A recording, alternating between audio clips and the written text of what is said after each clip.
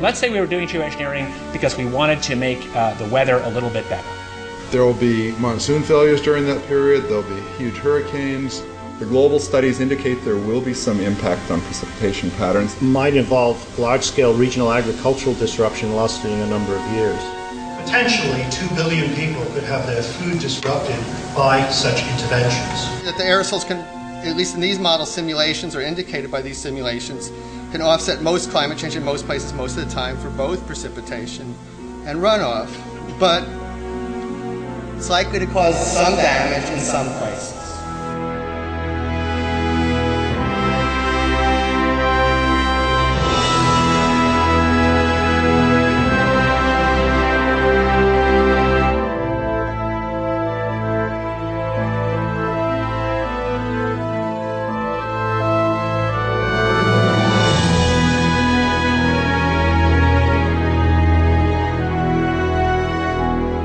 When I grow up, I want to be either an artist or a teacher. I want to grow up in a world where there's lots of nature. I love nature. How can I look my children in the eyes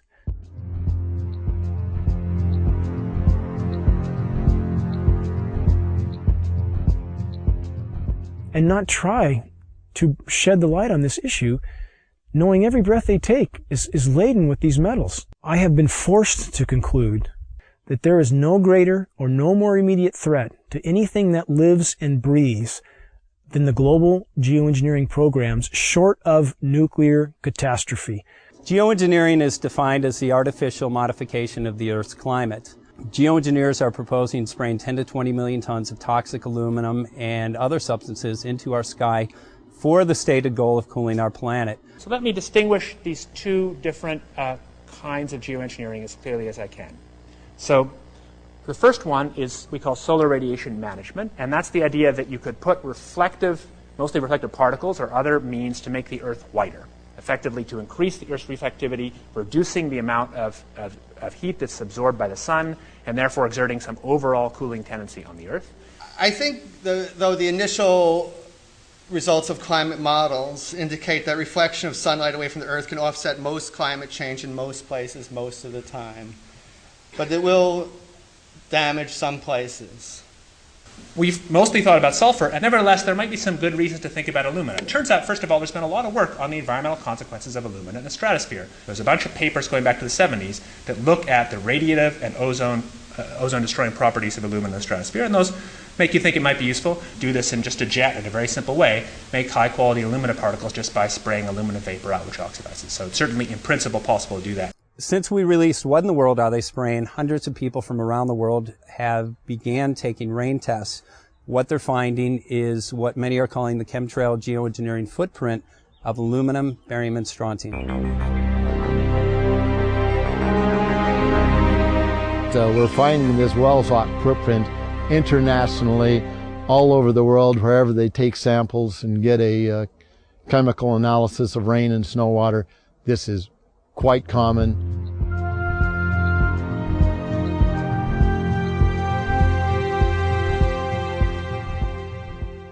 Wherever you see the jet chemtrails go over, you're going to get aluminum, barium, strontium coming down on you.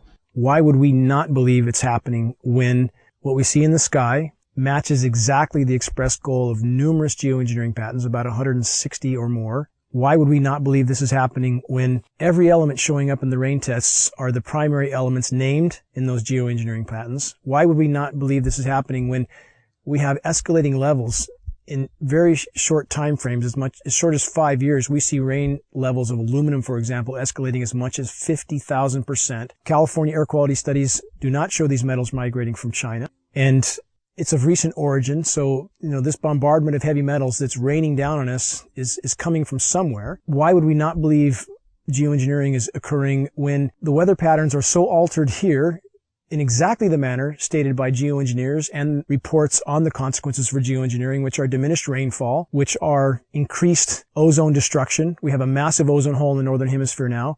Should aluminum be in the soil in the rain? And yes, it should be in the soil. It's naturally there. Always was there. And should it be in the rain? Well, absolutely not. But the standard reply has been your samples are contaminated. But since we are getting samples now that show 0 aluminum, and we're getting lots of barium and strontium and 0 aluminum, so that just proves that if there was dirt in our samples of some sort, dust blown up from the ground, we should get some aluminum in some detectable quantity.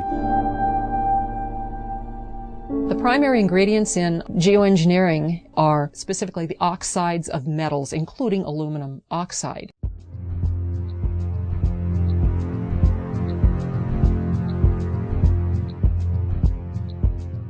This is devastating to plants, totally devastating. The trees are dying. Why? Approximately 2 years ago, I rode in the back, and you can ride in the back of my place for miles. You can go all the way through the woods, creeks and everything, and it was, I say was, gorgeous. And the day before yesterday, I took a ride, and I rode in the back, and what I found was total devastation. As I pointed out before, Michael, we're seeing, as in this example here, very hardy native plants completely flash out dead. That looks like it's been hit with some kind of a chemical. And we've only seen this in the last couple of years. And there's another one there, back over there. We're seeing mature madrone trees, which are 70, 80 feet high, flash out dead, just like this. USDA refuses to investigate it. The pH typically around here should be about 5.6. Well, since the contrailing got heavy, I watched the pH here in these forests, well, go up, I guess would be the word. From 5.6, it went about 20 times more alkaline. Very big red flag of fallout from these materials are pH changes to the forest floor. We have very extensive studies from the U.S. Department of Agriculture on the soils in our region, and those soils have changed in 5 to 6 years. The pHs have changed in this area as much as 10 to 12 times toward alkaline in 5 to 6 years. I've personally been in the forest testing with USDA soil scientists who just scratched their heads and seem to have no explanation for incredibly profound changes in pH, which is affecting the ecosystem here tremendously. Aluminum buffer action, aluminum hydroxide is what we think it is, plus the barium carbonate, strontium titanate, strontium oxides, barium oxides, probably some aluminum oxides in there, that this has apparently driven our acid soils about 20 times more alkaline to about 6.8. There are simply too many dots here that connect. Our skies are almost never blue anymore. That is a named consequence of geoengineering.